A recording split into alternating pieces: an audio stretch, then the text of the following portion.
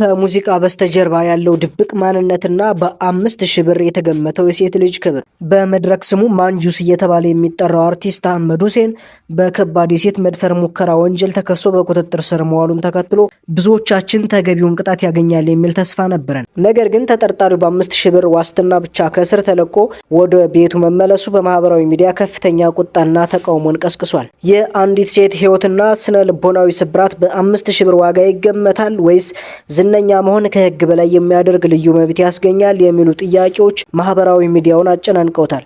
ህዝቡ መንግስትንና የህግ ስርዓቱን በከፍተኛ ትችት እየገጠመው የሚገኝ ሲሆን ይህ ውሳኔ ሌሎች ጥቃት አድራሾች የሚያበረታታና ተጎጂዎችን ተስፋ የሚያስቆርጥ ነው የሚሉ ድምጾችን በርትተዋል።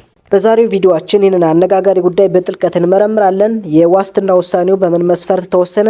የህዝቡ ቁጣስ ወዴት ያመራል? እናም ከታዋቂነት ጀርባ የተደበቀ እውነታ ምንድነው? የሚሉትን ነጥቦች በሰፊው እንቃኛለን። እውነቱን እስኪወጣ ድረስ ዝም አንልም። እናንተም ይህንን ቪዲዮ ለሚመለከተው አካል እንዲደርስ ላይክ በማድረግና ሐሳባችሁን በኮሜንት በመግለጽ ድምጻችሁን አሰሙ። አሁን ወደ ዝርዝር ትንታኔው እንለፍ። ይህ በምስሉ ላይ የምትመለከቱት ዘፋኝ አህመድ ሁሴን ወይም በመድረክ ስሙ ማንጁስ ይባላል። ብዙ ጊዜ ሴቶችን በመደብደብና በተለያዩ ተያያዥ ጉዳዮች ስሙ ይነሳል። ሰሞኑን ታዲያ አንድ እህታችንን ለመድፈር ሞክረው በምትታገለው ሰዓት ደግሞ በከፍተኛ ሁኔታ ደበደባት፣ ጮኸች። ስልኳንና ፓስፖርቷን ይዞ ወደ ግል መኪና ውስጥ ሲገባ ተከትለው ንብረቷን ለመቀበል ከነበሩበት ሆቴል ማናጀር ጋር በመሆን መኪናው ውስጥ ገብተው ንብረቷን እንዲመልስላት ለመኑት። እሱ ግን ፈቃደኛ ባለመሆኑ ማናጀሩ ከመኪናው ወርዶ ወደ ሆቴል ውስጥ ሲገባ ጠብቆ ዳግም በከፍተኛ ሁኔታ መደብደብ ጀመረ። እሷም በከፍተኛ ስትጮህ መኪናውን አስነስቶ በፍጥነት መንዳት ጀመረ። ጥቂት እንደተጓዘም መጮሃን ባለማቋረጧ ከመኪናው ላይ እየነዳ ባለበት ሁኔታ በሩን ከፍቶ ገፍትሮ መሬት ላይ ጣላት። ልጅቱ እንደምንም እያቃስተች ወደ ላንቻ ፖሊስ ጣቢያ ሄዳ ቃሏን ሰጠች። ፖሊሶችም ወንጀሉ ወደ ተፈጸመበት ቦታ በመሄድ የምስክሮችን ቃል ተቀበሉ።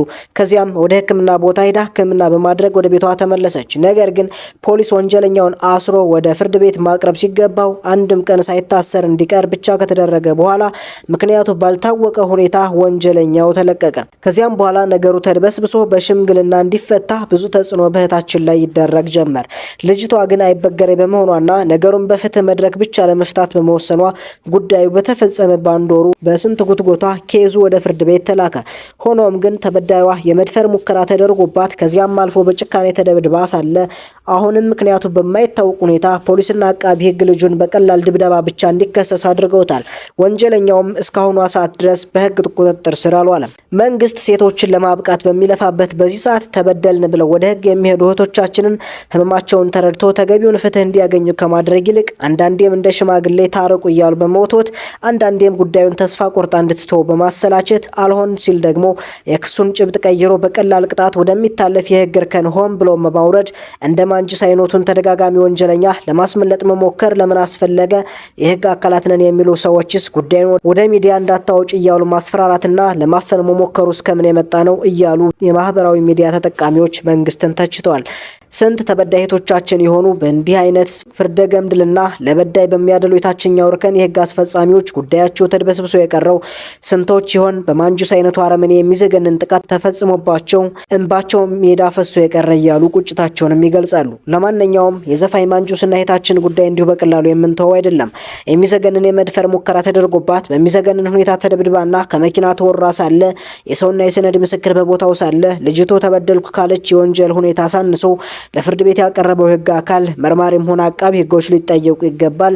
ልጅቷን ላለፈው አንድ ወር እንዴት ሲያዋክቧት እንደነበር የድምጽም ሆነ የሰው ማስረጃ በእጃችን አለ፣ ለበላይ አካልም የምንልከው ይሆናል ሲል ደግሞ ናትናኤል መኮንን በፌስቡክ ገጹ ጽፏል። ዘሪሁን ተዝናኑ ስለ አህመድ ሁሴን ሲጽፍ ለመጀመሪያ ጊዜ የተመለከትኩት ዳዊት ጽጌ ባሸነፈበት የባላገሩ አይዶል ውድድር ላይ ነበር። በዚህ ውድድር ላይም እስከ ምርጥ 25 ውስጥ ገብቶ ነበር ይላል። ፋና ላምሮት ሁለተኛውን የአሸናፊዎች አሸናፊ ውድድርን በየምዕራፉ ያሸነፉ ጀግና ተወዳዳሪዎች ከፋና ቴሌቪዥን ጋር በአንድ ጉዳዮች ባለመስማማታቸው ውድድሩን አቋርጠው ወጡ። ፋና ቴሌቪዥንም በየሳምንቱ በዕለቱ ብቃታቸውን የተሰናበቱ ተወዳዳሪዎችን ሰብስቦ ከነ አህመድ ሁሴን ወይም ማንጁስ ጋር አወዳድሮ ሁለተኛውን የአሸናፊዎች አሸናፊ ውድድርን ብዙም ተቀናቃይ ሳይኖረው አሸነፈ ይለናል። በዚህም ትንሽ እውቅናን አገኘሁ ብሎ ዝናውን መቆጣጠር አቅቶት ስህተቶችን መስራቱን ቀጠለ። ከዚህ በፊት አረብ ሀገር የምትኖርን ሴት ለክሊፕ ብሎ ገንዘብ ከተቀበላትና ከተበድራት በኋላ ልጅቷ የተበድራትን ገንዘብ እንዲከፍላ ስትጠይቀው ሁላችንም የድምጽ ቅጁን እንደሰማነው እጅግ ጸያፍ ስድብ በመሳደብ ትዕቢቱን አንድ ብሎ ጀመረ። ከዚያም ቀጥሎ የፋና ላምሮት ምዕራፍ 17 የፍጻሜ ውድድር ቀን ከስራ ባልደረባው ድምፃዊት ሮዳስ ወርቅዬ ጋር ተጋብዞ በቦታው ተገኝቶ ነበር። የዕለቱ የክብር እንግዳ አንጋፋው ድምፃዊ ጌታቸው አስፋው በተጋባዥ ዳኝነት ተጋብዞ ወደ ተዘጋጀለት ቦታ ሲያመራ ዳኞቹን ጨምሮ በቦታው የነበሩ ተመልካቾች ሁሉን ለአንጋፋው ድምፃዊ ጌታቸው አሰፋ ከመቀመጫቸው በመነሳት በማጨብጨብ አድናቆታቸውንና ክብራቸውን ሲገልጹለት ይሄ ዝና መሸከም ያቃተው ዘፋኝና አብራው የነበረችው ሮዳስ ወርቅዬ የተባለችው ዘፋኝ ከመቀመጫቸው ሳይነሱ ለአንጋፋው ድምፃዊ ጌታቸው አሰፋ ንቀታቸውን ያሳዩበት አሳፋሪ ድርጊትን ሰራ ሲል ዘሪሁን ተስናኑ ገልጾታል። እናንተስ ምን ትላላችሁ? ሀሳባችሁን ኮሜንት ሴክሽን ላይ ያሳውቁን። ሰብስክራይብ ማድረግ እንዳይረሳ። ሰናይ ጊዜ